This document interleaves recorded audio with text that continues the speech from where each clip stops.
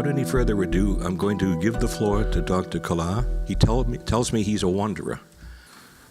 All right, well, thank you very much, Gary, for the kind introduction, and I'm happy to be here. As you see from my bio, I'm a psychiatrist, I'm a sleep specialist. It's funny, my other area is actually bipolar disorder, so I'm very well versed in anticonvulsants, and EEGs and stuff like that, probably a little bit more than the average psychiatrist. So that's a little bonus prize that you get today, because I can definitely take some questions about that. So we're going to kind of go over kind of the interactions of sleep and epilepsy. I'd like to keep this pretty informal. Feel free to jump in with any questions. Put your hand up. I'll stop every few minutes. Otherwise, it gets to long 3 hours if I do all the talking. So basically, I think you all know if you work with epilepsy or you have epilepsy, it's a big issue, sleep. It gets messed up in lots of different ways. And unfortunately, when you have epilepsy, some of the treatments for some sleep problems aren't always available to you or the clients that you serve. The big problem is, unfortunately, sometimes neurologists aren't the best people for sleep. It gets overlooked. And looking at sleep, and largely that is because of the lack of resources, which we'll also talk about today. Because diagnosis and treatment can really improve daily functioning and improve seizure control. We get lots of referrals now that we have a clinic from some of the epileptologists about, well, can we control the seizures any better with controlling this trigger of sleep, and then perhaps looking at using less medications. Because we all know the medications have a lot of side effects. So this may be a backdoor way of treating seizures. And seizures themselves throw off sleep. It's just people with epilepsy, even without the medication, have a high rate of various sleep disorders. Seizures through sleep fragmentation, they kind of wake you up. Even mild subthreshold brain electrical activity can throw off your sleep, because really, sleep is brain electrical activity, and epilepsy is a disruption of that. So naturally, you're going to have some sleep problems. And basically, if your epilepsy is not treated, you can still feel like your sleep isn't very good. So those are some of the connections that we're going to talk about today. So who's heard of sleep stages? Anybody? A few people in the audience? Okay, I'm just going to review them so we're all up to speed, because it's really important, especially in epilepsy. So you have awake, and there's certain alpha waves. They got rid of stage 4. Stage 3 and 4 are now 3, all slow wave sleep. Stage 1, very theta. Stage 2, kind of gets slower, wider to slow wave. This is delta. And then you have REM, which is its own sort of beast, where it's kind of looks like stage 1 and a little bit awake, but it's sleep of its own accord. So it's really important to realize this as we're going to talk about further. These are the various stages of sleep and of the brain electrical activity. They're going to start looking at this, hopefully, this is 50 years old, actually almost 60, in terms of what your alpha power, beta power, theta power is, but that's still a very research sort of tool. So these are our stages. So the stages are often reflected in a little picture of your sleep when you do a sleep study. And we're going to talk about the 2 types of sleep studies. This can only be done on a full sleep study. This cannot be done very effectively with your Fitbit, even though there are uses for the Fitbit, which we'll talk about. This can't be done with your iPhone app. This needs a sort of sleep study where you're not hooked up to an EEG like a 20 lead like you get when you're getting your seizure diagnosed or your telemetry, but it's like a crude sort of 4 lead.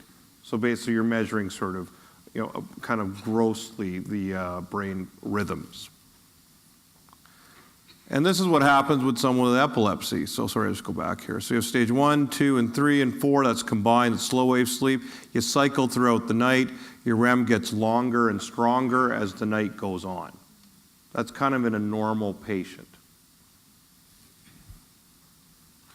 This is what happens with someone with epilepsy or meds. It gets fragmented. You can see up and down, into wake, scattered all over the place as the night goes on, right? So this is called sleep fragmentation. This is how you can kind of see this with a picture of your sleep. So we look at epilepsy. We talked about non-REM sleep and REM sleep, right? So non-REM sleep is when seizures happen. It's very synchronized. And when you get that synchronicity, very consistently, you can have a seizure, right? REM sleep is so scattered that you don't usually get seizures in REM sleep. It's pretty rare. It's mostly a non-REM sleep, which is interesting because the non-REM sleep is A, the most frequent, and B, thought to be the most restful. So this is where epilepsy and sleep can interact. So if we look at the mechanisms, specific seizure disorders have seizures only during sleep. Those are rare, but they happen. Temporal, most common nocturnal seizures, just because temporal's arguably the most common, but frontal lobe seizures have a higher prevalence during sleep. So just because of their number, most nighttime seizures are temporal, but because frontals tend to be specific to sleep.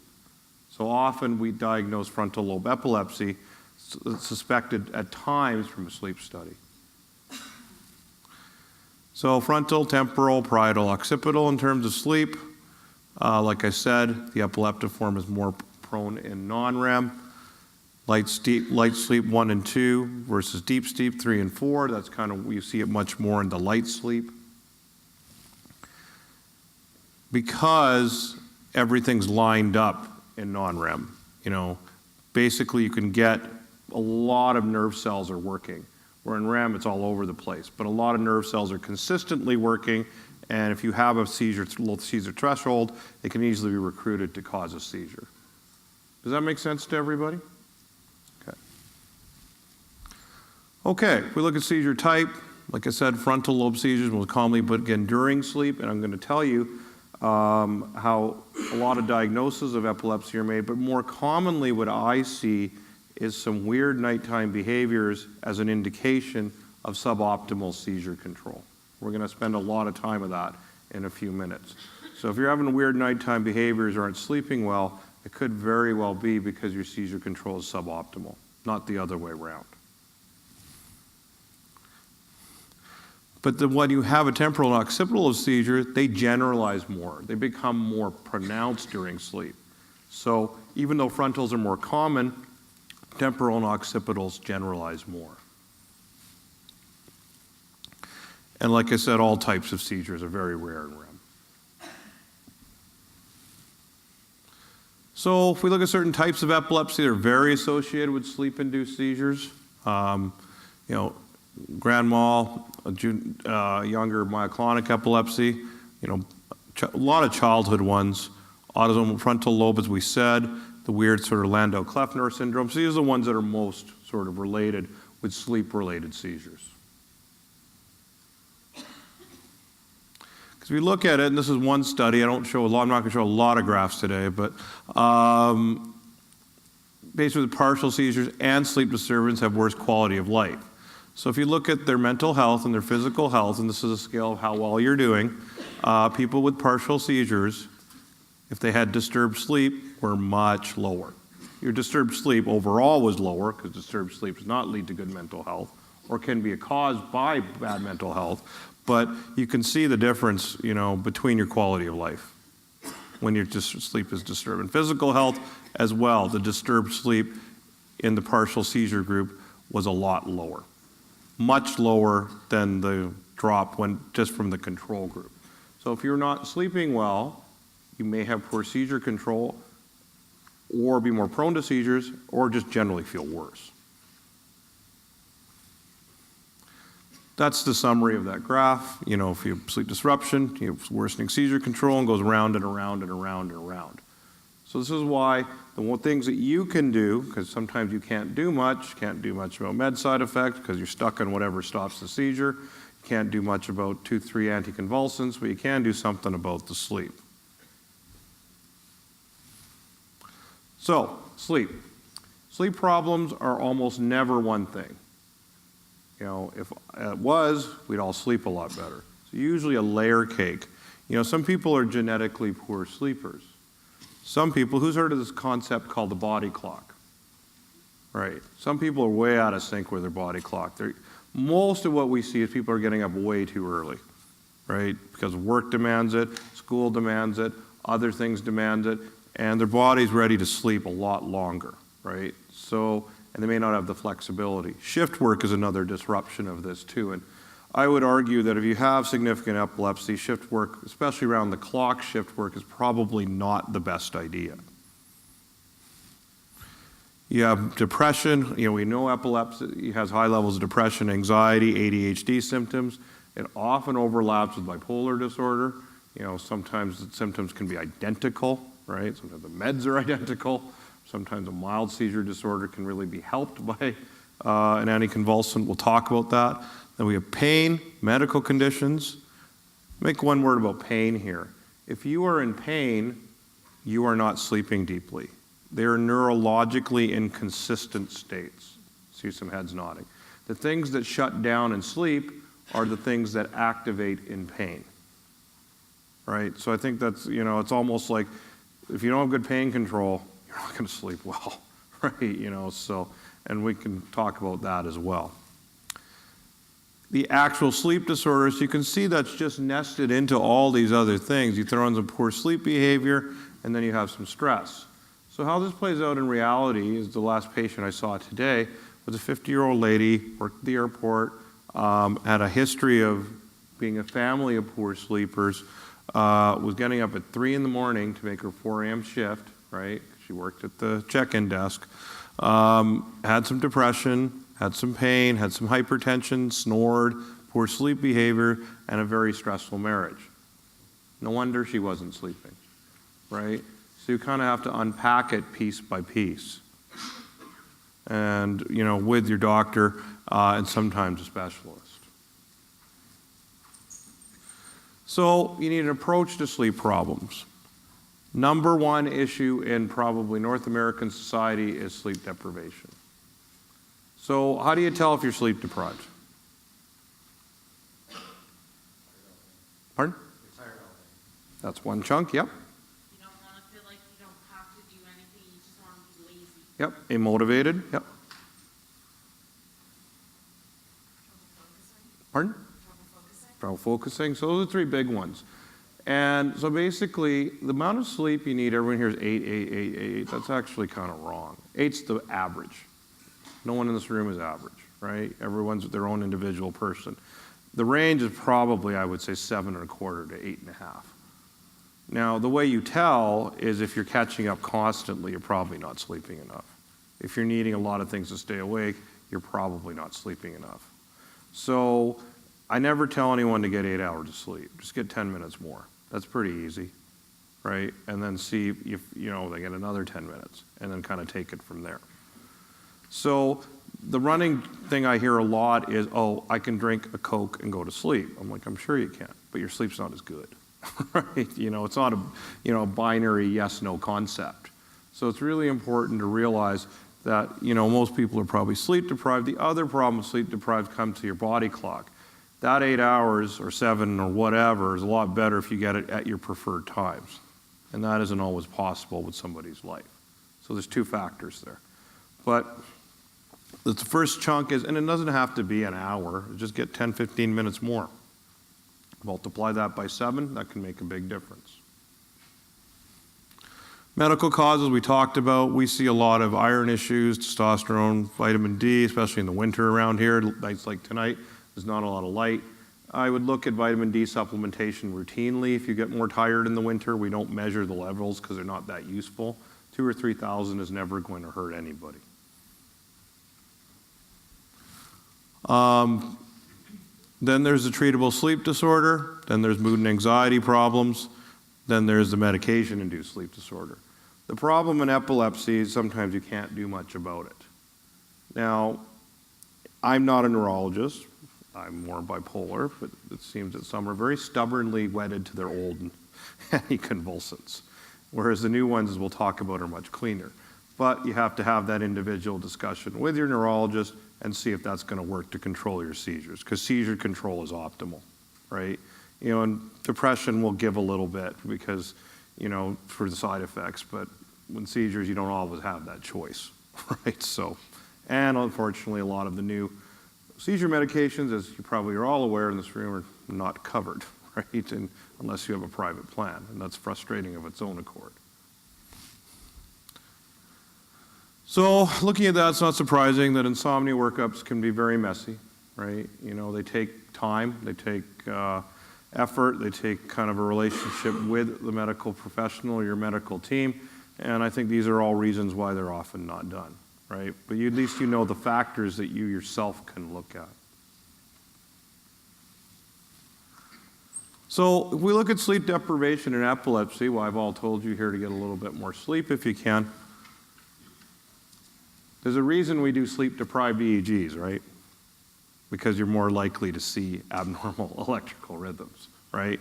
I think non-sleep-deprived EEGs are almost useless because they're just not sensitive enough, right? So basically, when you're sleep-deprived, you're more likely to have a seizure. So that's why we do the test. So correction of it from any source can improve seizure control. Sometimes a medication, you can shoot yourself in the foot. It actually helps your seizure control, but if it messes with your sleep, it's kind of not working as effectively, right? And this is where, from a sleep point of view, I'm not talking about a seizure point of view, because like I said, I'm not a neurologist. There are certain anticonvulsants that I would or would not take, right? But again, you got to control your seizures the best way possible. And we'll talk about that after, yes. Can sleep deprivation in seizures cause it and the same for stop breathing in them? Yep, for sure. Because sleep apnea can cause broken sleep. Anything that causes broken sleep, such as sleep apnea, not breathing, bad behavior, anything that fragments your sleep can lead to sleep deprivation and a seizure. That's correct. Yeah. Any other questions or comments? Say, along with eating disorders, and to do going through menopause. Yeah, so the question was, what about mood disorders and menopause? Those are the two most common disruptions of sleep. So, and those have to be kind of treated of their own accord. And well, menopause, often it's a matter of, to be honest with you, hormone therapy, if you're eligible for it.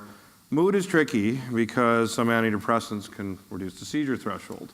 But there are also some antidepressants that I think are much better for epilepsy patients as well, right? Which isn't always picked up on. So it's a good point. Okay, the other thing is if you're sleep deprived, you can get a lot of subthreshold just discharges, right? That are not seizures, but will make you feel kind of terrible. Because not every discharge is a seizure. So what's interesting, you can have almost EEG abnormalities in about a third of patients once you sleep deprive them. And these are people with a normal EEG when they're rested. So it's pretty powerful, right? This sort of concept of sleep deprivation and, the link to epilepsy. So it's one of the first things. Try to treat sleep deprivation by any cause, of any cause. So what are the sleep disorders? We have sleep apnea, where you stop breathing at night. There's both obstructive and central. Obstructive is where there's a blockage and you're still breathing. Central is where your brain just says stop breathing. We'll talk about that in a second. And the key point is the severity of the sleep apnea doesn't relate to how much it messes up your sleep or your symptoms. So even if it's mild, it may be worth treating. Insomnia, we fragmented sleep, and insomnia is usually secondary to something else. Menopause can be one thing. Restless legs. Who's heard of restless legs? So that can be a real disruptive sleep. And it's actually, I'm looking at some of these things aren't very easy to treat, but restless legs is actually pretty easy to treat. So I really like to look for stuff that's easy to treat and then see how much better you get, and then we can worry about the hard stuff, right? So the fancy name for shift work is circadian rhythm sleep disorder. There's your fancy medical word for it. Then there's something which is very interesting that can happen in a lot of epileptic patients. It's called a primary disorder of sleepiness. Who's heard of narcolepsy? So there can be some overlap. That's not that common, but very famous. It's where if I just fell asleep talking or eating, there's a milder version called idiopathic or primary hypersomnolence that is where not as obvious. These are people that sleep 10, 12, 14 hours a day. but they don't feel rested. Now, the problem with this is, anyone want to guess how we treat these? Stimulants. What do stimulants do? Make you even more sleepier. No, stimulants give you a seizure. Right? Like lower seizure threshold. So it's a little tricky to treat these in a case of epilepsy, right? So this is sometimes we got to be kind of cautious, right? And use kind of some, usually with people who don't, you can just kind of, chuck a mild stimulant in, right? But that's not always an option if you have epilepsy. And then we're going to spend a lot of time, this is funny, I don't usually spend a lot of time, but for this audience we have to, parasomnias. These are night terrors, sleepwalking, bizarre behaviors at night. Why? Because often they are suboptimal seizure control or full-out seizures, especially in somebody with epilepsy. So, as we heard, sleep loss, fragmentation, and even oxygen desaturation, even though not all people with sleep apnea have it, can predispose to seizures. Daytime sleepiness from disturbed sleep can precipitate epilepsy. Because you're falling asleep during the day, your neurons are all syncing in that sleep way, and that could lead you to more seizures. So like we said earlier, we want to improve daytime alertness and seizure control, both. So we look at sleep disorders. There are a lot of them. Insomnia is, 10 to 50%, depending on how you define it. Sleep apnea, 1 to 40%. Periodic restless legs. These things are very, very common, I guess, is the big issue. And so the point is, it may not be all needed treatment, but you need to look very systematically with your physician or yourself at your sleep if you have epilepsy and you're not feeling better, because they're just that common. So we're going to start with sleep apnea. This is how it's usually diagnosed. Snoring, everything's broken, that sort of thing. But what's important is not everyone who snores has sleep apnea. What's more important is not everybody with sleep apnea snores. A lot of people just snuffle. So if we look at sleep apnea, half the patients present with not sleeping, not being tired, because it's breaking up their sleep, like you said with the breathing. Symptom overlap, it can, you can get depressed from it, you can get tired from it, it can be attributed to many other things if you haven't been tested for it. It can cause weight gain, and then you get more sleep apnea, which makes you tired and fatigued. And what do you want to eat when you're tired and fatigued? Junk food. Yeah, and this cycle of weight grows. Now, it doesn't always stop when you treat the sleep apnea, but it can be a big factor. So if you have high blood pressure, weight gain, heart problems, diabetes, you should be checked for sleep apnea. It's so common. It may not be always the problem, but you should be checked for it. Doctors are starting to realize this, but this is only in the last 10 years. Like I said, it's a number of symptoms. Like I said, how bad it is how bad it is for your heart, but it doesn't have any relation to your symptoms. So you can have a sleep apnea that's mild, that's bad for your brain, especially if you have epilepsy, but it's not bad for your heart.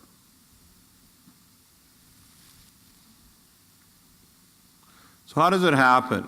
Yes, being obese influences it, but not everyone who's obese has sleep apnea. But what's important is everyone who has sleep apnea is not obese.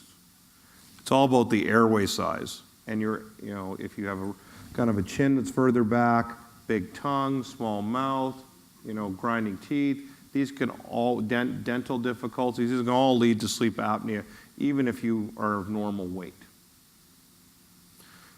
Age, the older you get, the more the airway muscles collapse. And you put that all together and you get airway closure. So it's airway, age, and then weight. So everyone thinks Homer has sleep apnea, right? And he probably does. But actually Bart's might be worse, because he's got no room here. Maybe that explains his behavior. So So this is a screen that we use, and if you have 3 or 4 of these, you should definitely talk to your doctor about getting screened. Snoring, you can see snoring's only 1. Tired and fatigued almost every day. Witnessed apneas, that's 1, but it's only 1 symptom and it's not particularly reliable. High blood pressure, now the study said high BMI over 35, but really it's probably above 30. Age above 50, it's probably 40, right? How big your neck is, 18 inches in a male, 16.5 in a female. And if you're male, because males have a higher risk of sleep apnea, which seems to dissipate after menopause. So if you have 3 or 4 of these, you should probably be looked at for sleep apnea. So epilepsy and sleep apnea, higher seizure rate. What's interesting is if you're at the point where you're getting telemetry, looking at other things, a lot of those people have sleep apnea that's never been checked. A third, that's a lot. So, and we all know that a lot of the anticonvulsants make you gain weight, right? And that can lead to some sleep apnea. The other thing is, this isn't as much unless you're on a high dose. If you're on a very high dose, I don't think a lot of barbiturates are used anymore, but if you're on adult barbiturates, high dose benzodiazepine, it can relax the airway. That's a small cause, but it still can be a cause. It's far more weight.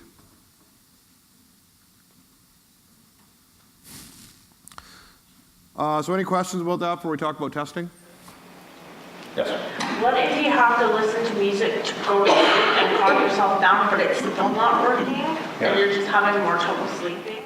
Yeah, so that's one indication. It's a good starting point, but then you have to kind of look at all these other factors that we talked about, right? So that's a good thing to start with, and we'll talk about some sleep behaviors, but that's one thing that's indicating you've done a basic thing and it might need more sort of evaluation. Yes? Can you go back to the last screen for 1 second? So,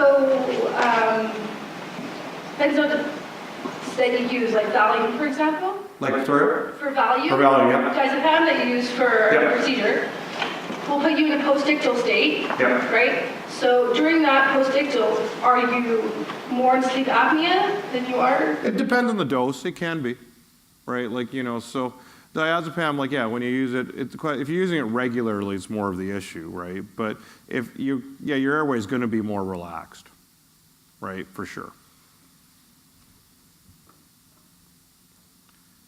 Any other?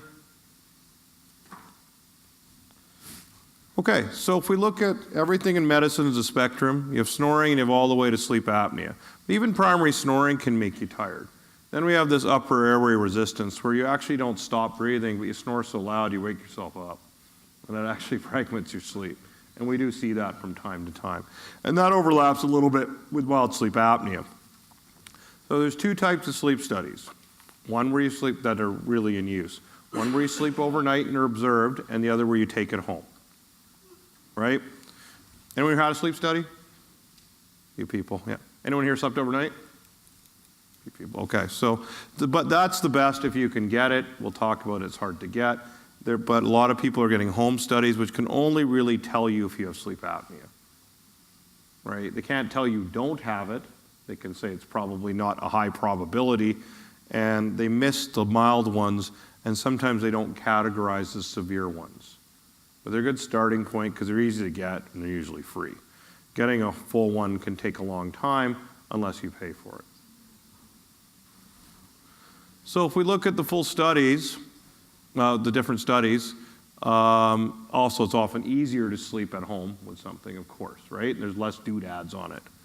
Because the full study has, all sorts of, the full study is the one that measures the EEG. The home ones do not, right? They can guesstimate it. When you're looking for sleep staging, that's the full one. Because most times with a home one, there's nothing on your head. Now, if you have any other sleep problems like behavior and looking for seizures, the home one is useless. It can only look for sleep apnea. Most of the companies are doing them for free. That may change, but you shouldn't pay for a home one. The full one, you either have to get referred to the Edmonton General, which takes about a year to year and a half, or you can get it privately in a couple of weeks. because they are not covered outside the hospital. And there's only one lab in the hospital, in all of northern Alberta, right? It's actually only 2 labs. We're private, they're public. That's it, right? So it's not well funded. So those are the difference between the 2 studies. And the full one is what you need for the full sort of diagnosis, especially if you have epilepsy, because it's going to have an EEG on it. A crude one, but an EEG. The home one is only good to see if you have sleep apnea or not. It can be a good starting point. The other problem is a lot of the home ones are being done by, this hopefully will change, by the machine companies who all they want to do is sell you a machine. I don't know if anyone's experienced that, right? So they don't really have the training in anything but sleep apnea. Pardon? Yeah. Yeah, he's a video game character. Yeah. Mario Brothers, yeah. So he's not a licensed doctor, I guess is the point. Yeah. You can tell I have children. But so when do you need a full sleep study? That's for sleeping overnight. If the home study is negative or borderline, or if someone has tried you on the machine for sleep apnea, which can be reasonable with the, if it's diagnosed, but it's not working for you because maybe it's not set right. If you have a lot of other problems falling asleep, if you have a lot of night terrors, narcolepsy, sleepiness, if you have a lot of heart and lung issues, and if you have any potential for your brain stopping breathing, because the home ones can't tell the difference between your brain stopping breathing and just a blockage here. It all looks the same to them. As we see here, the number 1 cause for central sleep apnea is opioids. They really shut down your breathing. Sometimes it's congestive heart failure as well. So this is, and then this is health insurance, it's like this guy only covered half his surgery. So sleep studies are only covered in the hospital. CPAP machines are only covered if you're on social services or AISH. It's not a great coverage situation. Any questions about testing?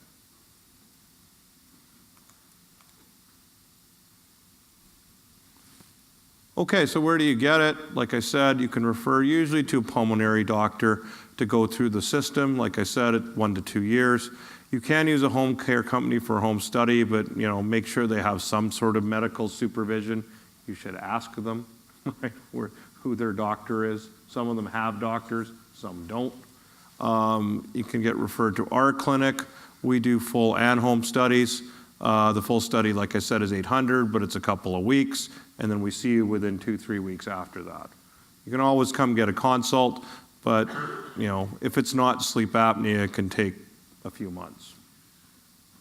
We don't have enough doctors that do the other stuff, because as you saw, there's a lot of stuff there, right? Like it can be. You have to have a little bit of training to sort it all out. So. And we're the Northern Alberta Sleep Clinic. You can download our form, and you can actually self-refer as long as we have a doctor's name.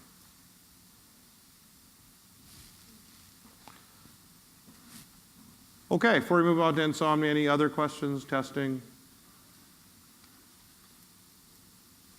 I didn't actually put the treatment slides in. You really treat it. The machine is the best if you have sleep apnea. Not everyone can get used to it. But I would say for 60-70% of people, it's the best. Other options, the other advantage with the machine, you can usually try it before you buy it. Other options is a mouthpiece, which the dentist has to make, and whether it works or not, you still have to pay for it, and surgery is pretty hit and miss. Things you can do yourself, sleep on your side, that always minimizes it. Make sure your nose is clear, treat your allergies. Use the salt water rinses, maybe get a nasal steroid, humidify your room. These are some basic things that sometimes help. So now we'll move on to insomnia. So as we saw, there's lots of problems with insomnia that can cause it: pain, sleep apnea, menopause, we heard, mood and anxiety problems, bipolar, substance abuse. So the list is very long.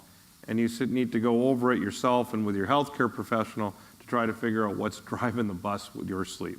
Having insomnia is like saying, oh, my foot hurts. There's a lot of reasons that it can hurt.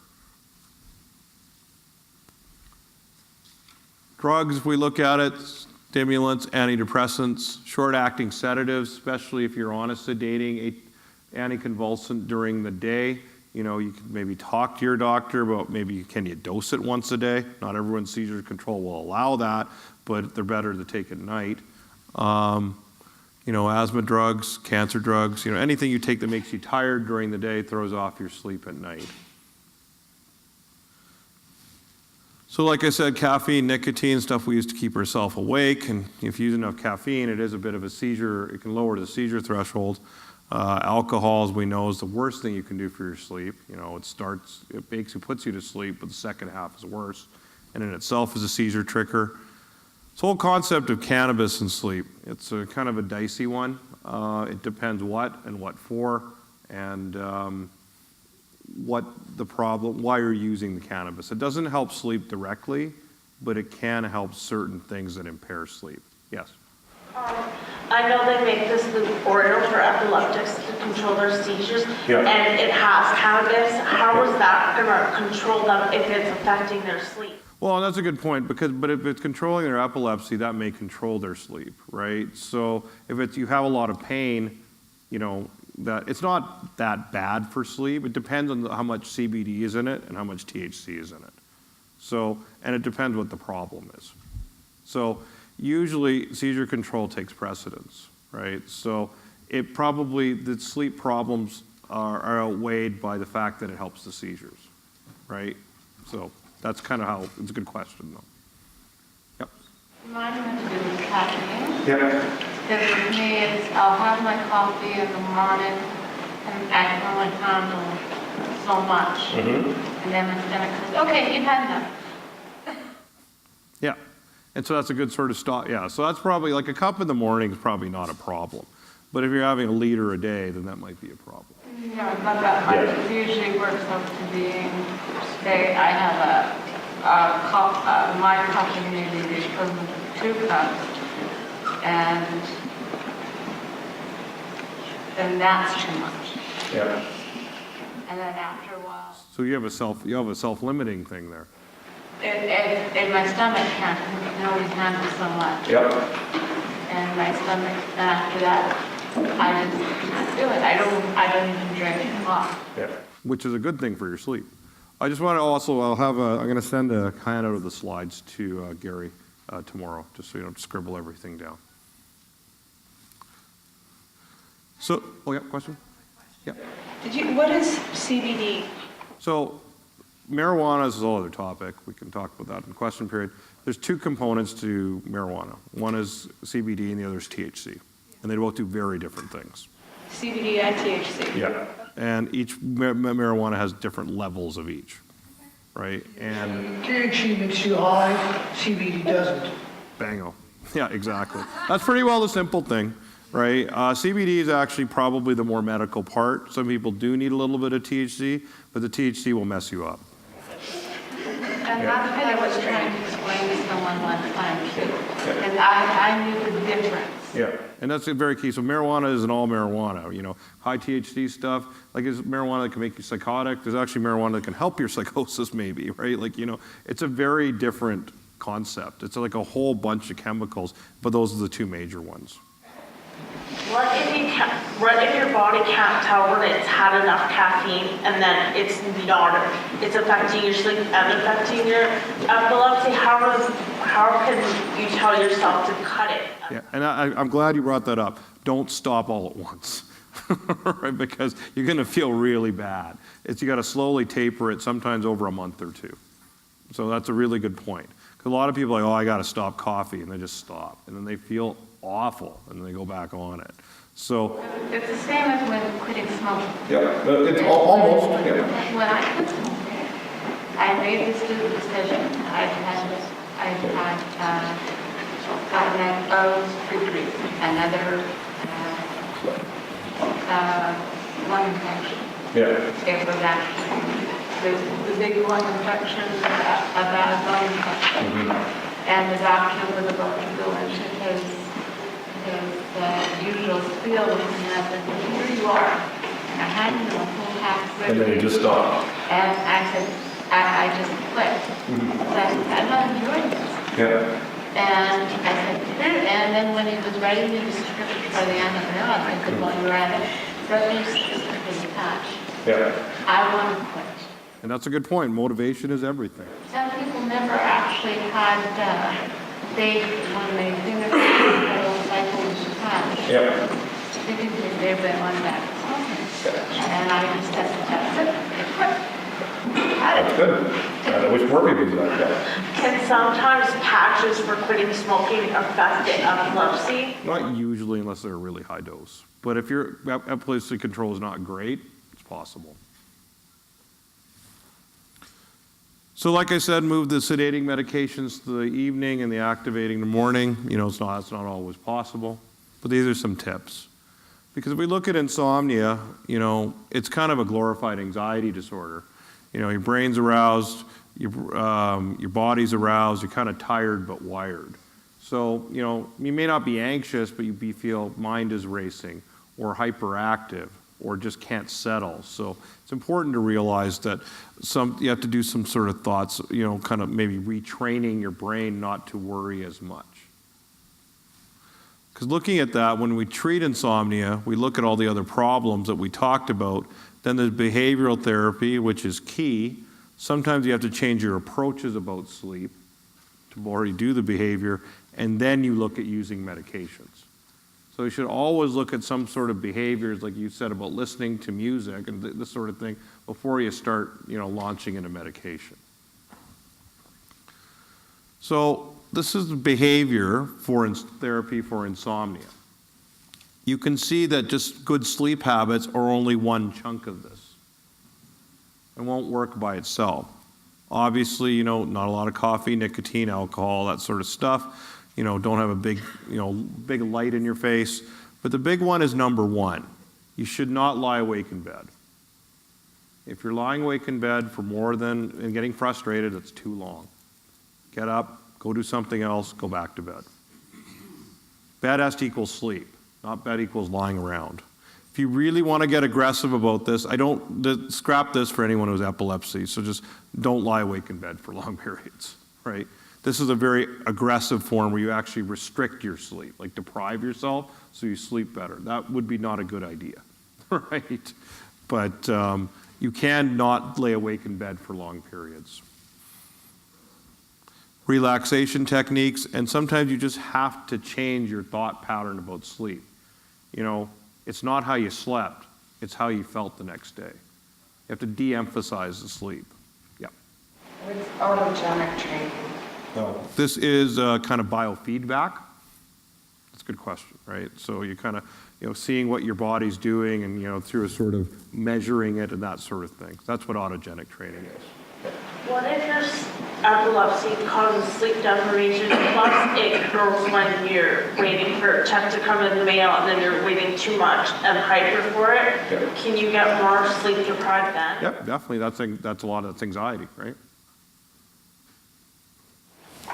What about anger? Anger is a big one, especially if you're angry before bed. What if you've been angry for several days? That's a good question. That's where they got to think about what you're angry about. I know what I'm angry about. Can you change it?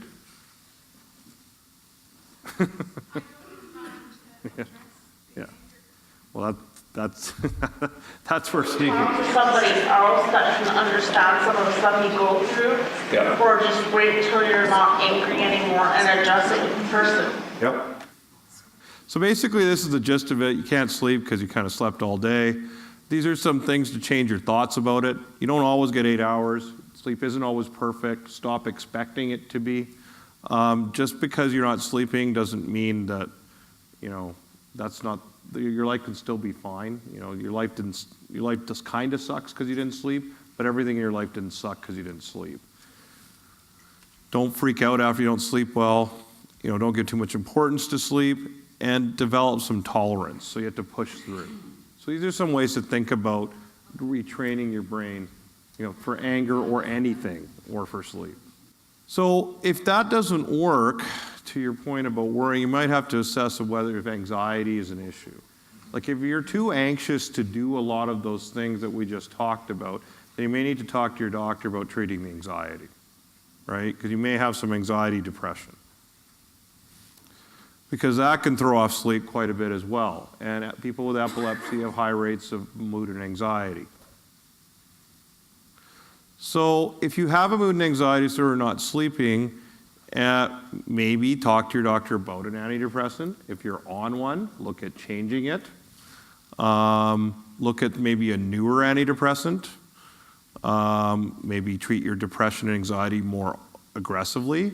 Do cognitive therapy for anxiety and continue to look for other sleep disorders. What exactly is cognitive? That's retraining your thoughts, right? So like retraining your brain, like this is cognitive therapy, you know. Don't freak out, find solutions, and sometimes you can get someone to help you go through that. And I have some books at the end of the handout that are kind of some good resources for that. So we look at fatigue and sleepiness, you know, and then we'll finish off with the night terrors and stuff and take some more questions. Fatigue is one thing, not nodding off, you know, they're just tired. Sleepiness is an issue. That's where you're sleeping 10, 11, 12, 13 hours a day. That's more severe and more has to be looked at more. And it overlaps significantly. So this is fatigued. You can see he's drooling. There's bags under his eyes. This is sleepy. He's out, right? So there's a big difference. So clarify whether you're fatigued or sleepy. Sleepy usually needs more aggressive intervention. Fatigue, well, sometimes you're stuck with it. You should look, but sometimes, especially if you're on anticonvulsants, you're sometimes stuck with it. If you look at sleepiness problems, we have narcolepsy. And there's something, who's heard of cataplexy? Yeah, so that's basically when you have a very strong emotion and you collapse. It can often be confused with a seizure. The difference is you're awake with it, right? And you usually feel tired when it's going to happen. But some people it gets misdiagnosed as a seizure or the other way around. Like I said, then there's sleepiness with no known cause. Then there's sleepiness because you hit your head or had a brain injury or on too many medications. Then you have sort of sleepiness for like your menstrual period or, you know, a few days at a time. That usually has elements of bipolar disorder. So these are all the sleepinesses. And finally, not getting enough sleep can make you sleepy. So these are the big issues that can make you sleepy. In epilepsy, are you having seizures? That can make you sleepy, or seizure control. Medication, can anything be altered? Sleep apnea, mood. Those are your big four things that can make you sleepy with epilepsy. Because unlike these guys, I don't think a lot of you want to be sedated. Right? So. Okay. All right, so we're going to talk about parasomnias now. These are night terrors, nightmares, weird things that happen in sleep. The fancy definition is undesirable motor and verbal behaviors from sleep and when you're in between sleep and wake. This up a little bit. Oop. So it's usually self-limited, but in epilepsy it can be a real red flag, either for diagnosis or for not optimal control. Most you treat with support, sleep habits, stress reduction. You know, the three biggest triggers are stress, alcohol, and sleep deprivation. Because when you're sleep deprived, you tend to get more of that stage 1, 2, and 3 that we talked about earlier, where these things are more likely to happen. Very commonly driven by sleep apnea. Often when you treat the sleep apnea, it goes away. So first step is, how bad are they? Are they leaving the bed? Are they punching? Are they kicking? Are they a danger to themselves? That's sort of a kind of priority for assessment. So there's types where you sit up, talk, and they're kind of ha-ha funny. But then there's ones very seriously where you're walking downstairs or opening a door or, you know, trying to cook, right? So there's a whole spectrum.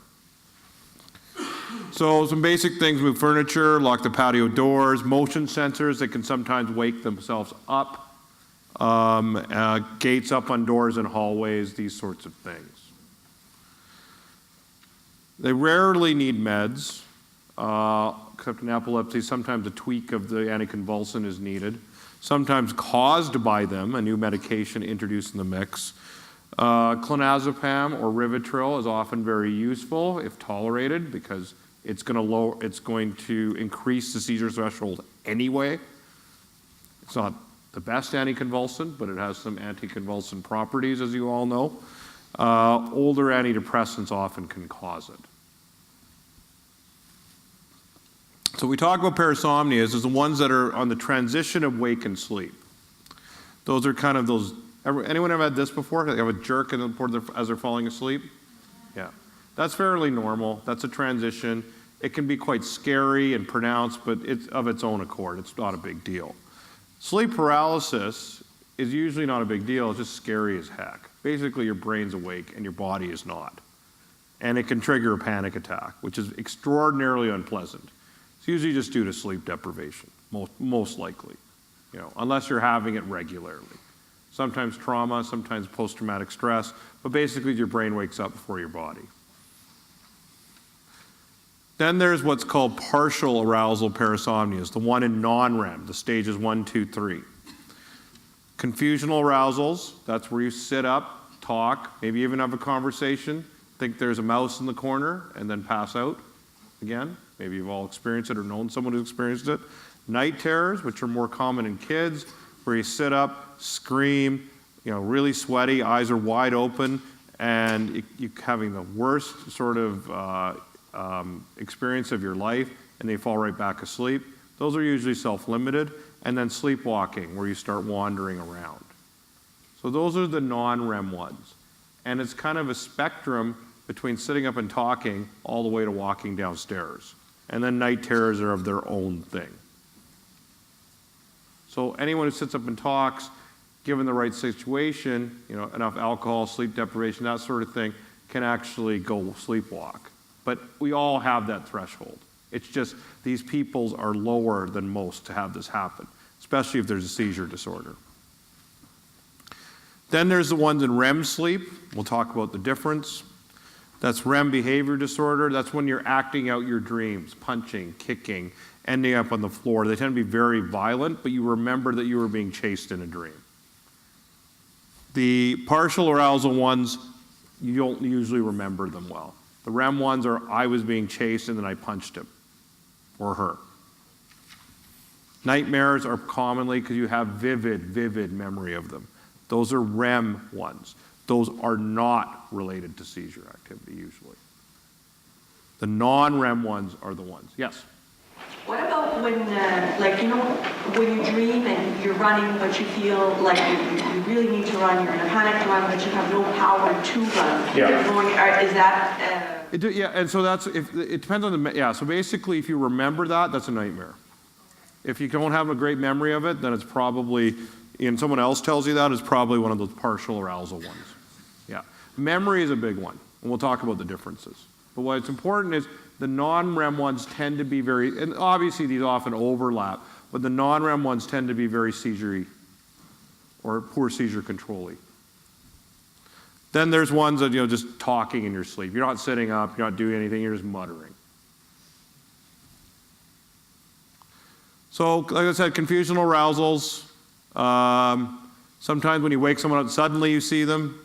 You're confused, you're kind of you're not quite there, but seeing a mouse, talking, you're not really scared, you're just more confused. When you're scared and sweaty, that's more of a night terror.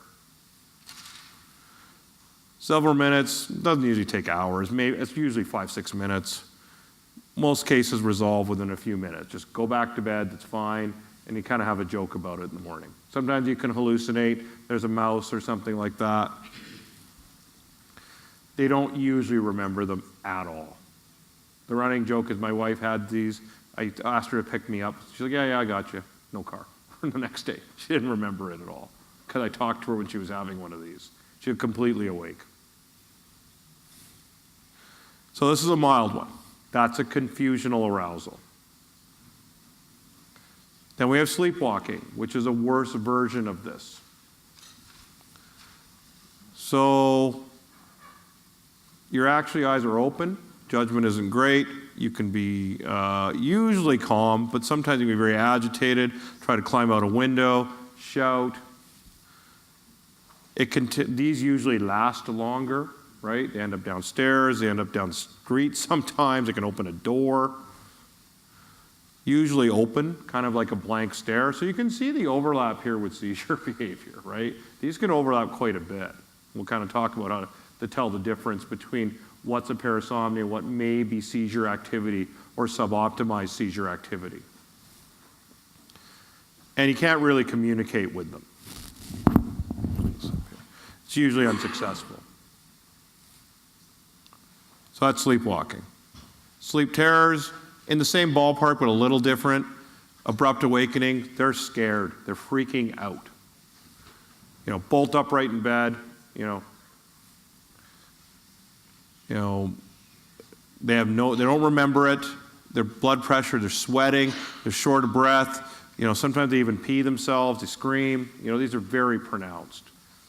But in the same vein, these are sometimes can be, if they're regular and consistent, can often be seizure-like.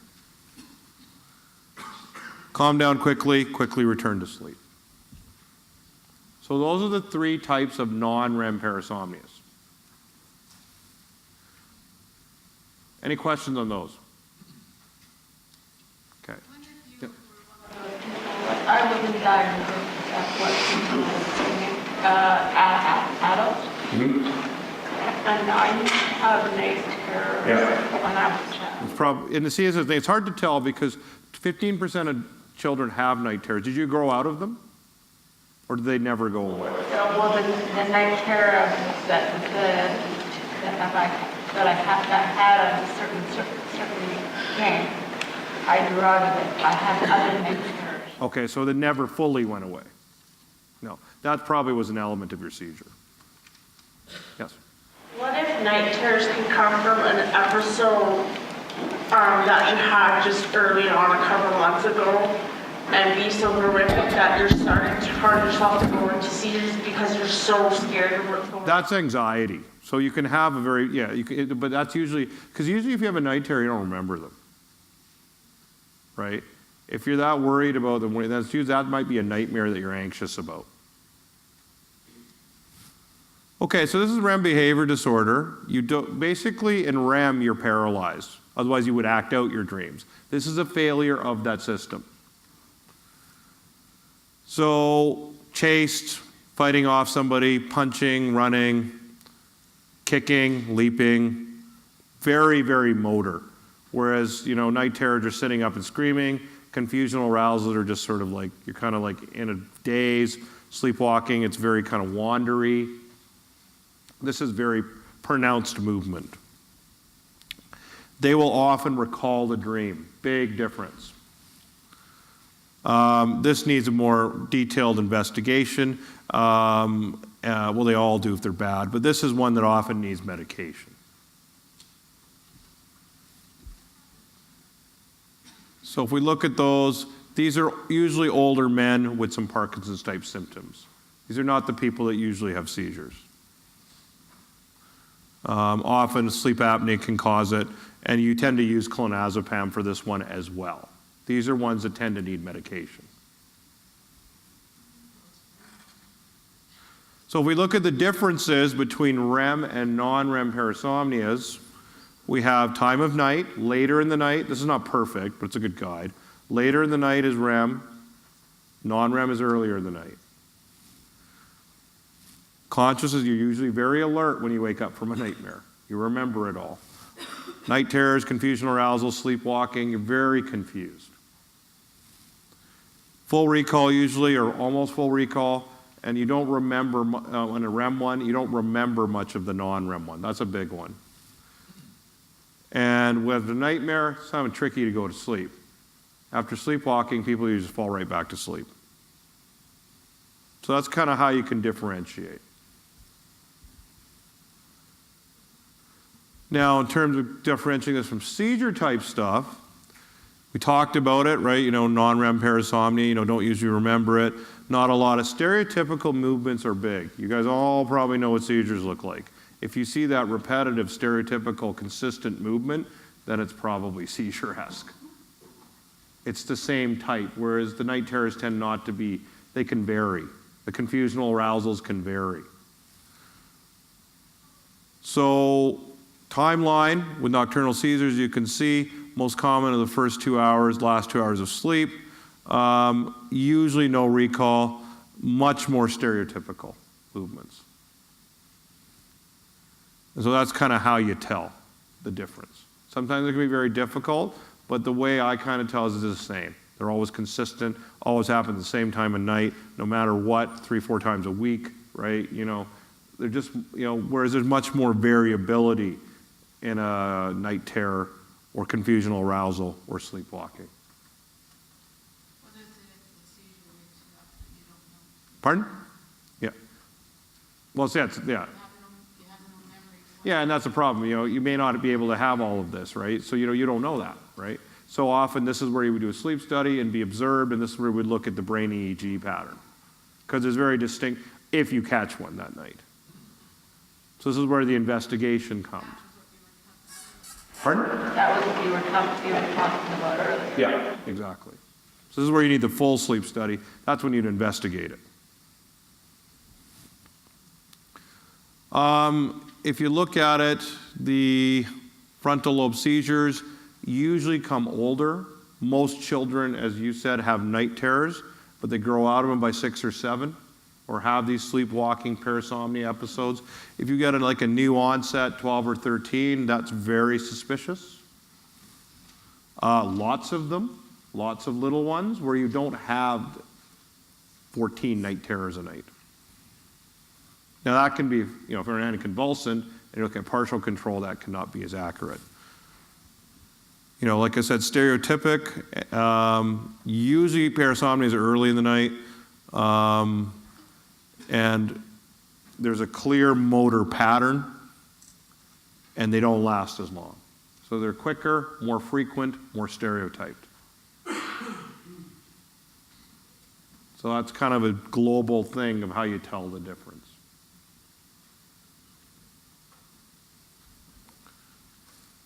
So when do they need evaluation? Resistant to basic treatment, dangerous to self or others, suspected seizure activity, if there's REM behavior disorder, and you need the full sleep study for these. Why is it often violent in older men? Because that's the REM one, they're acting out their dreams. And not so in women? No, because women don't tend to have much REM behavior disorder. We don't quite know why. But I'm just saying typical, it tends to be, the REM stuff tends to be men. With non-REM stuff, it tends to be. Thank you, sounds like yeah, but actually acting out on them is different. Yeah. Exactly. Okay, so we'll go to drugs for sleep, and that will be, and then restless legs, and then we're done. First thing, drugs for sleep, make sure you address all your other issues first. There's nothing wrong with taking long-term sleeping pills if you need them. I find that a lot of people are given them far too quickly before other things are looking, right?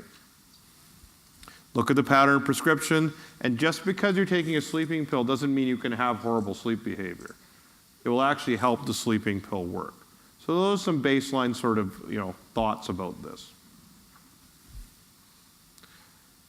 This is a very, very key point. Just because you sleep deeper with a medication at night doesn't mean you feel good during the day. So some of these medications can be so sedating that you're kind of shooting yourself in the foot. You're just too tired during the day. So you have to balance that. Obviously it's important to sleep, but you don't want to knock yourself out in the next week, especially if you're already on an anticonvulsant or two. It will look like that in the morning. So the medications, we can take a few questions on this. Melatonin can be useful. It's pretty safe, right? it's not well studied, but definitely there's enough. Valerian's the only other natural product that I would consider for actual sleep. You may have heard of Zopiclone or Sublinox. These are kind of not true benzos, partial benzos. Trazodone, those are antidepressants, an antidepressant for sleep, and then some benzos for sleep. Benzos for sleep aren't a bad idea if someone's got epilepsy because it's going to lower the seizure threshold anyway. I wouldn't say that normally, right, in normal patients. Other things, they use old antipsychotics, newer antipsychotics, Seroquel you may have heard of, gabapentin, Lyrica can be good for sleep but have lots of other side effects. There is a pill form of THC, but it's not very useful. It's called Sesamet. And then there's something called Remeron, but a lot of the antidepressants can lower seizure threshold. So we don't recommend that they be used in people with epilepsy if they need a sleeping pill. Not everyone knows this. Other options, older antipsychotic, we don't use those in epilepsy because they're very seizurogenic. So you can just scrap that. Any medications or products that people have a question about? Yep. Okay, I'm on clozapam. Yep, so that's benzo-like, yep. I talked to one of the staff at Salvation Army. Pardon? I was saying at the Salvation Army. Yeah. And he told me that it was a narcotic. Is that true? Clobazam? Clozapam? He said it was. Clonazepam? Yeah. No, it's not a narcotic. No, why would he tell me? It can be addictive, but it's not a narcotic. Yeah, it's a benzodiazepine. It's probably pretty, it can be habit forming, not usually in epilepsy, right? But yeah, so that's not true. Yeah. Hi, I'm on melatonin, clonazepam, and quetiapine for sleep and for anxiety and for epilepsy. Can that contribute to an epileptic seizure possibly? Not the melatonin, not the clonazepam. Probably not the quetiapine unless it was really high. Like 200? Probably not, but it's possible, but unlikely. Earlier you mentioned nitrates. Pardon? Earlier you mentioned nitrates. No. Nitrazepam, but not that's an old benzodiazepine. Oh, I see. Yeah. I was trying to think of something that I could. Yeah. I work with a lot younger children, 0 to 3, and I have some of them that are taking melatonin. Is that something that you consider safe? Pardon? I have some children. Yeah. So make sure everything's ruled out, right? I think melatonin is going to be your best option, right? If you need something, it's better than going down the list. You should really be judicious about whether they need anything or not, right? But especially, and if you look at the studies with developmental delay, with seizure disorders, with the young kids with kind of syndromes, melatonin is pretty safe and helps, right? I have no qualms about using it. Just make sure you're not missing anything. Because some of the parents, the children have, they're not sleeping, but the parents are convinced that melatonin is not safe for their children. Yeah. So it's kind of. And you know what? I think there's enough long-term data now that I would never come out and say it's absolutely 100% safe, but if they need something to sleep, right? Yeah. But is it not something that the body naturally produces anyways? You're just getting more of it? Yeah. Precisely, right? You could argue that it may cause some hormone dysregulation, who knows, blah, but none of that's been proven. But the whole point is, if you need something, you need something for sleep anyway. Obviously, we need to look at behaviors, habits, but someone's got a seizure disorder or a syndrome, you do the best you can, right? The brain's not functioning properly. And I think melatonin is not a bad idea to stop, and it's actually been tested in those types of kids. The other thing I want to actually point out right now, the over-the-counter ones are terrible. They will slow your brain down, and often the anticonvulsants are already slowing your brain down. It'll help you sleep, but ask yourself or your client how you've thought the next day. If you take a Gravol or a Benadryl or a Tylenol PM, Unisom, you will not think as well. They clearly shut down your thinking. They can be very habit-forming. They wear out quick, and they can cause confusion. this is the problem. They can walk across the street and get them. Yep. Is there any reason why the family doctor prescribed less Alpha? Well, it's a good, yeah, because there was a thing, oh, don't prescribe it at all. You know, there was this warning that was misunderstood. They're kind of reevaluating it, right? But it just needs evaluation, right? It's not the worst idea, but it may not be the best idea if other things have not been ruled out. They prescribed it at a lower dose, but even less pills. Yeah. So then you have to go back to more and more. Yeah, it's because the thing, they misinterpreted. They got a warning from the college. Not warning. They just said, please reevaluate all your people on sleeping pills.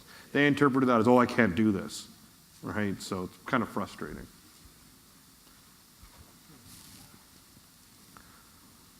Okay, talking about AEDs. Pretty complex. You know, it's the stabilization versus, you know, the effects on sleep, like you had mentioned, but I think on the whole, they tend to stabilize, obviously, much more, but they can still throw off your sleep. Older ones, sedating, insomnia with some drugs, a lot of data on the newer ones. If you look at it, obviously, barbiturates and benzodiazepines, they deepen your sleep. It's not a real sleep, so it may not be as restful, because you don't have as much deep sleep with these drugs. You know, phenobarb, which no one's on. Benzos, again, like I said, more sleep, but not a real sleep. There's less REM, less slow wave. So there's more sleep, but it may not be the best sleep. Other ones, newer ones, Tegretol, a little bit, but it's more, and we're going to talk about this in a sec, you got to separate what's the sleep effect versus how cognitively fatigued some of these drugs make you feel. I don't find Tegretol does much sleep myself, but I think it can be very cognitively blunting, and that can be fatiguing. Valproate, you know, can increase sleep, be a bit sedating, not too bad.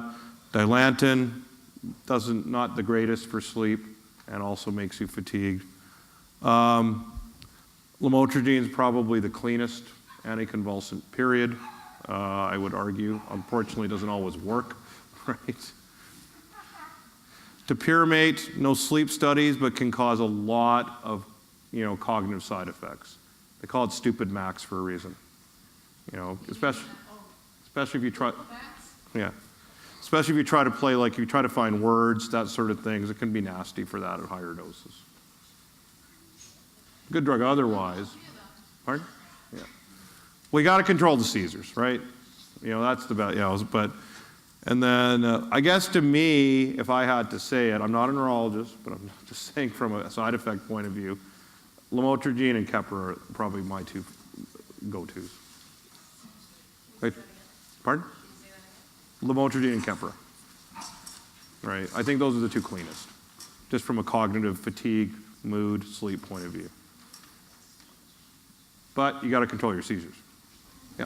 Sorry, what does PLS mean? Oh, sorry, periodic limb movements. We're going to talk about that. Leg twitches.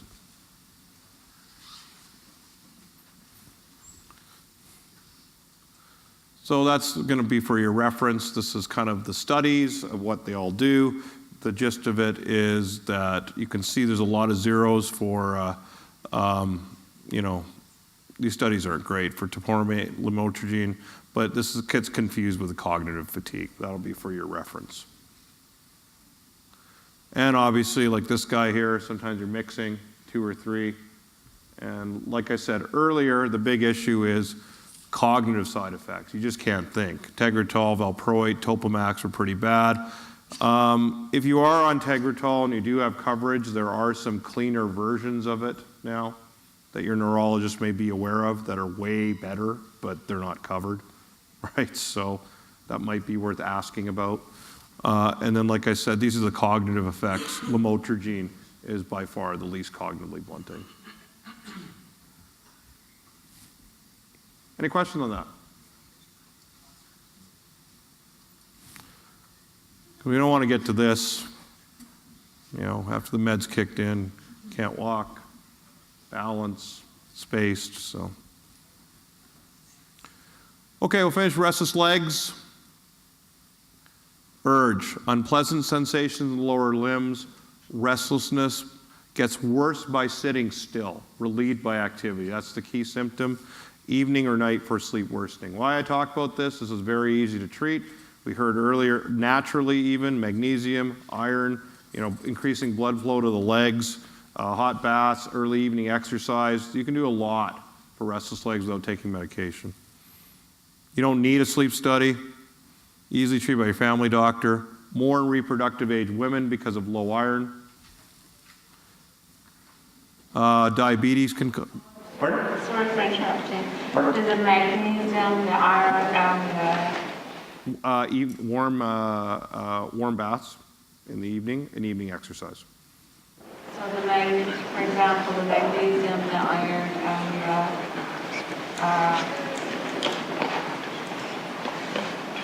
what is The early evening exercise. no the other one that wasn't there was like. The magnesium and iron are in warm evening baths. There's no other chemical. Yeah. I was thinking of the one because magnesium and iron are basically like supplements. Yeah. But you had mentioned earlier about something not being able to count, having been prescribed. No, that was the sleeping pills. Those were the, those are the over-the-counter Grabols and Benadryls. So diabetes can cause it. If you have kidney difficulties, back injuries, nerve damage, if you do, sometimes gabapentin or Lyrica can be very useful. It covers both. Sleep apnea can cause it because you breathe and your legs twitch. So that should be treated first. Older antidepressants can cause it. Seroquel can cause this. Lithium can cause it. Most cases just happen. So it's something to look at, maybe the meds. Most of the anticonvulsants don't cause this. Cause lots of other things, unless like we saw Tegretol. Like I said, non-drug, iron supplements if your iron is low. This is you may actually be anemic. Take it with vitamin C. Proferrin is a natural source of iron. It's much more tolerable. It's a little more expensive. Calcium and magnesium supplements. Sorry, calcium was the other one maybe I said. Yep. Early evening exercise, like I said, warm baths at night. Those are your non-ways. So this is all the stuff that needs to be done first before you think of a medication.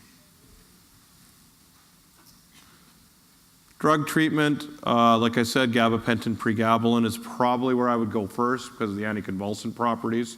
You might as well kill two birds with one stone. You can use dopamine agonists. These are for Parkinson's, Mirapex, and Requip. You sometimes can get impulsivity at higher doses, but they can wear out. So we tend not to use them unless we have to, or if you need it once in a while. Any questions about restless legs before we finish up? Yeah. What are the indicators in regards to diagnosing restless leg syndrome versus seizure activity? Versus, sorry? Versus indicating seizure activity. Oh, okay, yeah. So it's a good point. Restless legs would just be more very pronounced at night, more very clear sort of verbalization, not as spontaneous. So clear verbalization of when I lie down for too long or I sit down too long, my legs start twitching, right? There won't be any brain symptoms with it, right? There won't be any sort of change in consciousness, no spacing out, no petit mal, no absence. It's very, very focused to the legs. If you're running into other sort of symptoms that you just said, then it might be seizure-like. My legs are twitching and I feel confused, right? That's actually a good question. Okay, so conclusion, sleep issues are often multiple. You have to look at sleep with multiple layers, always keeping other illnesses in mind. Every treatment can play a role in improving your sleep, and sleeping medication only judiciously after ruling out other problems. These are some resources. They will be in the handout, some websites, some workbooks. There's some online insomnia programs. They've raised the price. They're $200. But it's cheaper than going to a therapist. They take you through the whole training for sleep. Now, I probably wouldn't do those if you have epilepsy because there's a lot of sleep deprivation in it, right? So it's better just to use sort of, the books and take what you want. There's some sort of anxiety workbooks, depression workbooks, bipolar workbooks. that's some sort of general things to look at. Mood and anxiety, that is my other area. And yeah. Can bipolar disabilities add to or affect your epilepsy? Yeah, they're very related. Goes back and forth. More of the epilepsy can give you bipolar symptoms, right? You know, there's definitely a connection. They share some same brain mechanisms, right? More epileptics have mood swings than bipolars have epilepsy. But it's not, maybe not all and out bipolar, but there can be some mood swings for sure. Oh, that would have explained my temper tantrums. Because you're just more prone to, it may not be out and out bipolar, but epileptics can definitely have a lot of mood swings, which are treated better with bipolar medications. So see, those are my two boys. They're happy that the talk is over. So we got about 10 minutes here. We can take some questions. I'll stay around for a few minutes after. I'd like to thank Gary for putting this together. I'd like to thank you all for attending. I'd like to thank for the invite. I'm very honored to be here. Hopefully that was useful for you all. And I hope you all have a good evening. Thank you very much.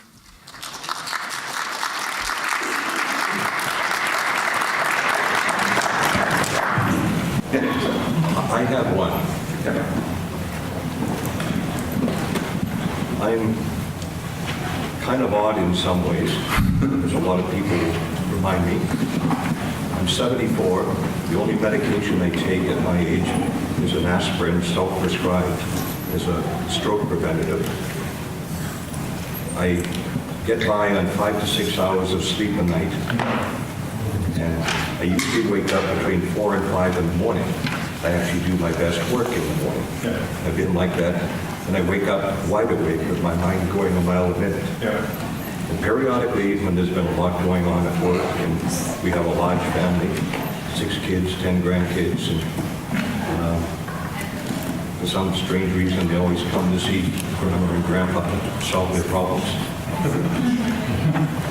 Sometimes, during the working day, and it doesn't happen that often, I just get this immediate feeling of deep fatigue.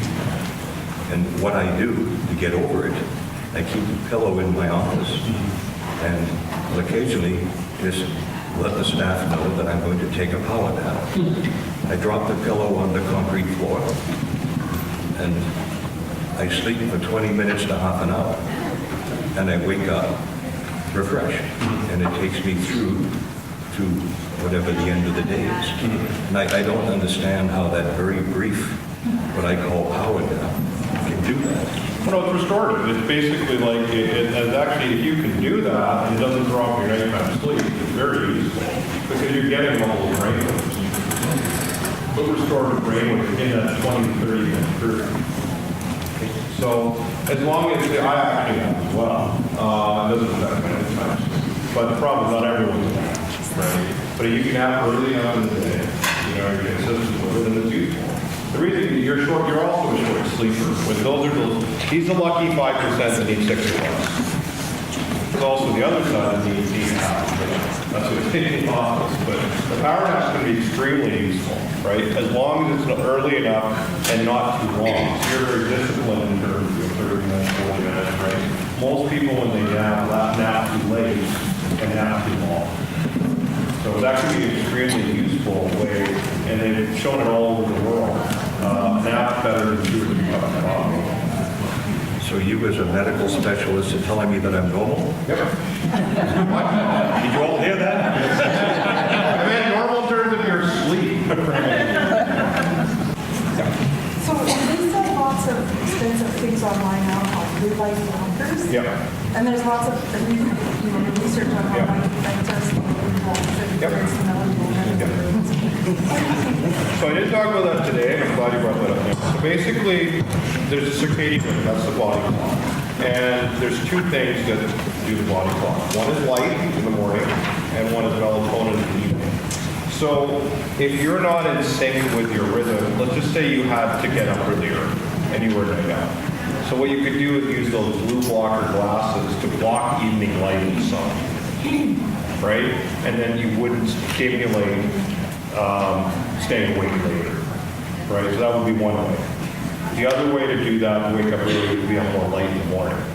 So what those blue blockers do is keep night owls from being more night owly. Right, so, you know, so if they have to get up early. Well, they sell them for iPads and computers for your Yeah. and stuff. And they work to some degree, and the best option, and the best option is the blue blocker is going to help to some degree. But if you're fiddling around on your iPad and getting activated in another way, that's just there's no blue's gonna do anything, right?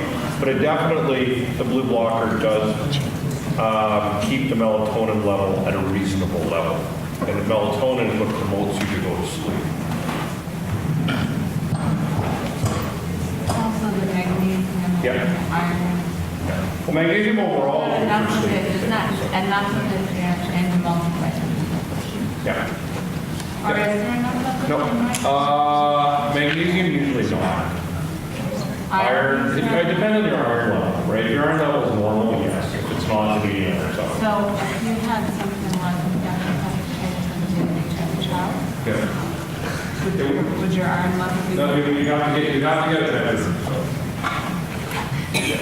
What if you can't use multi-supplements because your body can't understand how to cope with it and you just make yourself even sicker by taking them and you're already low on your iron? Yeah, so that's tough, right? So in liquid maybe, you know, there's that Proferin, that natural iron, foods with more iron. You know, that's the best option. Because iron, yeah, not everyone can take it for sure. When is it a good idea to reconsider looking at medications? Like, I've got a guy on clonazepam, Yep. carbazam, Yep. tibine, Yep. as well as Omicron. Yep. Every day, so Yeah. So that's getting up there, right? You know, so the question is, when it's good is when the patient's not functioning optimally, right? So, you know, I try, you know, for stability, like, for example, you're probably not changing clozapine, right? You know, I would probably try to cut away the zopiclone and quetiapine gradually. Probably quetiapine first. You know, because that's, you know, if you do the zopiclone too quickly, you can, you know, prompt a seizure, right? You know, the seizure control is stuck. You're stuck with it, right? Like, you know, I think I got someone on Topamax and Lamictal and clobazam. She's tired, but I've tried to work around everything else, right? So that's I would reevaluate it. Just, you know, if there's some stability. Yeah. Yes. What would you suggest a person do if their family doctor doesn't really know much about epilepsy? You seem to know more than they do. Yeah, I think seeing a neurologist would be. Well, I only get to see a neurologist once a year. Right. Yeah, that can be difficult, but I think, yeah, there's no good answer for that. See how amenable he or she is to, you know, maybe just kind of, you know, things we've read or education or that sort of thing, right? You know, because a good family doctor should be willing to learn, right? So, I would think so, yeah. yeah, so that can be starting. I'm getting old. Pardon? He just tells me I'm getting old. Yeah, but, you know, it depends what you're looking at. Maybe be assessed by a specialist for it's fatigue, you know, have a sleep clinic or, you know, mood, like, you know, see a different specialist for other stuff, right? Yeah. So, to optimize things, so. But yeah, age is an excuse, right? It may be at the end of the day, but that doesn't mean there aren't things that should be looked at. Right. Okay, thank you. Yeah. Yeah. Can iron, a lack of iron, a lack of vitamin D cause more anxiety and epilepsy to go combine with each other? Not usually, that could cause more tiredness. The lack of iron causes restless legs too. When you say the restless legs thing, what, like, I have that going on with my hands. Right. So, It can, you know, it can go to the hands as well, for sure. Not as commonly, but, you know, so you can have it in all your hands. right, okay. So it seems to be, it started out on my right hand, but now it seems to be going to, Is it in your legs at all? no, No. in my hand. That might be something else. Yeah, so, it might be something more neurological. Yeah. but usually just get it in the hands. Okay. So of the different cognitive behavioral therapies, is there one that works better than others, or one that? Well, it depends what for, right? So I think ultimately, for the insomnia, I think the workbooks, some of the workbooks I have are the cognitive starting points, right? So it's all kind of the same thing, right? Just finding a method. The question is, what's the target? There's stuff in the resource handbook, cognitive behavioral therapy for sleep. Target A. That's a little different than cognitive therapy for anxiety, right? So, and that's even different, even though it's the same principle for cognitive therapy for depression. So, it's what you're targeting, what behaviors you're targeting, and I think that's the key. Have you heard of cognitive shuffling? Pardon? Have you heard about cognitive shuffling? I have not. What's that? Oh, it's a sleep technique where you pick a letter T, and you think of all the words you can think of that start with letter T, Yeah. and then another letter, Yeah. and it works really well. For just kind Putting of, yourself to sleep. oh yeah, because it's like counting sheep. Yeah, it forces the brain to switch Yeah, off. and all those sorts of like mind games can help with that for sure. So anything to do with OCD? It can, for sure. Okay, two more questions and you can come up afterwards. Well, basically, feverfew, is there anything in it that should be? Anything, sir? Feverfew. Feverfew, there is some things. I don't know exactly what it is. It has been shown to help some sleep. Well, I find that it does help headaches Yeah. and for sleep. Yeah. It's hard to tell if these sort of natural products actually help sleep directly or help the problem that's causing the sleep problem. Well, the only problem too is that it also Yeah, exactly. All, these natural things are perfect, they're definitely, they work, they also interact. All right, thank you very much. Thank you, everybody. Thank you all for coming in.